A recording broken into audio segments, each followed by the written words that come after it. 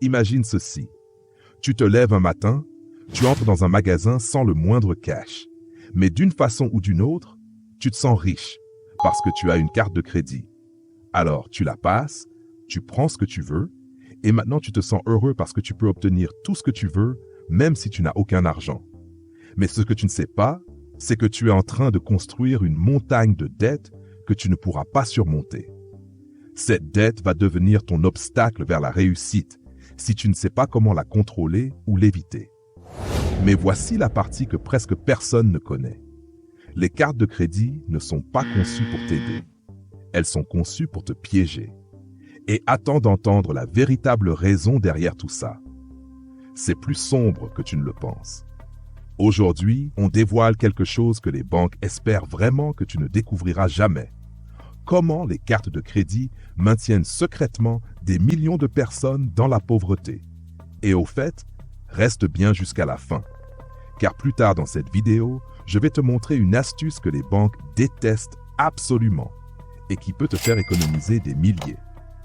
Mais d'abord, comment fonctionnent vraiment les cartes de crédit? 1. La banque te prête de l'argent, mais à un prix. Une carte de crédit, ce n'est pas de l'argent gratuit. C'est un prêt déguisé en joli accessoire.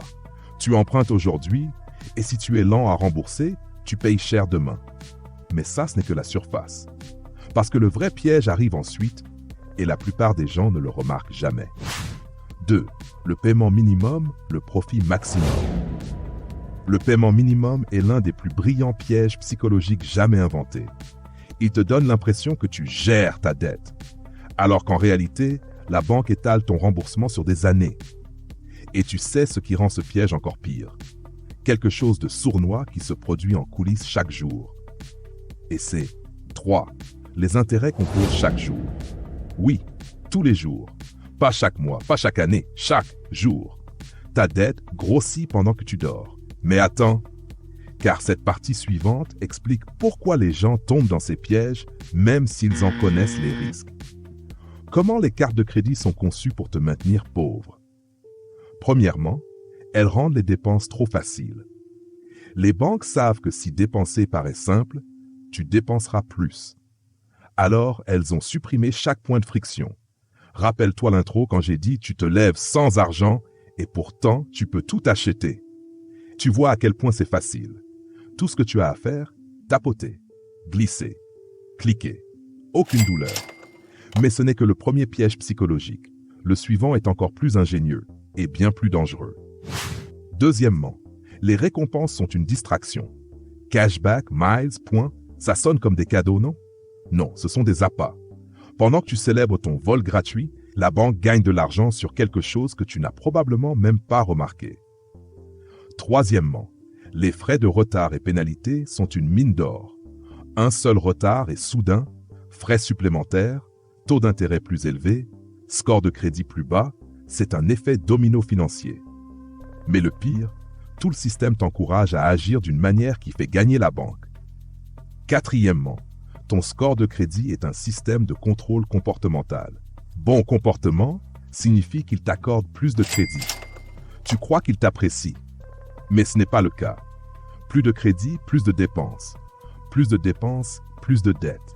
C'est littéralement une boucle. Un piège. Mais il existe un moyen d'en sortir.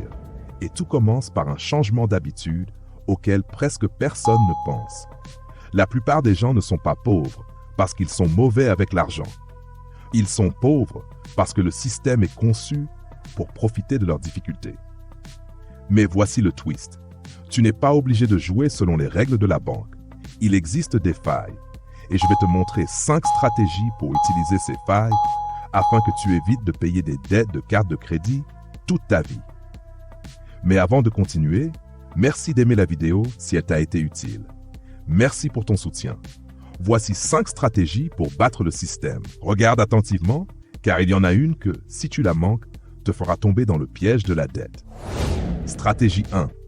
Payer le solde total chaque mois. Si tu ne portes pas de solde, tu ne payes pas d'intérêt. Simple. Ce seul geste coupe 90% des profits que la banque fait grâce à toi. Mais qu'en est-il des autres 10%? C'est là qu'intervient la stratégie 2. Stratégie 2. Utiliser le crédit comme une carte de débit.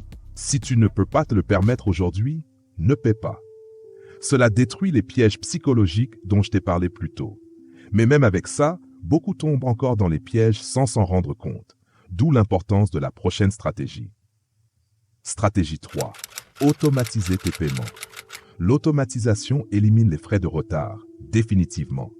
Tu dis essentiellement à la banque, bien essayé, mais pas aujourd'hui.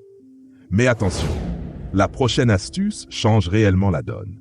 Stratégie 4. Suivre tes dépenses. Quand tu vois où va ton argent, tu dépenses automatiquement moins. La conscience détruit le piège. Et maintenant, l'astuce la plus sous-estimée de toutes. Stratégie 5. Construire un fonds d'urgence. La dette devient un piège inévitable quand tu es obligé d'utiliser ta carte en cas d'urgence, juste parce que tu n'as jamais eu de fonds d'urgence. Une fois que tu as même un petit coussin, tu brises la dépendance. Les cartes de crédit ne sont pas méchantes, mais le système derrière elles l'est. Si tu contrôles la carte, tu gagnes. Si la carte te contrôle, eh bien, tu connais déjà la fin. Si cette vidéo t'a ouvert les yeux, abonne-toi et partage-la à quelqu'un qui en a besoin. Si tu veux apprendre comment les riches utilisent la dette pour gagner encore plus d'argent et comment toi aussi tu peux le faire, regarde la prochaine vidéo.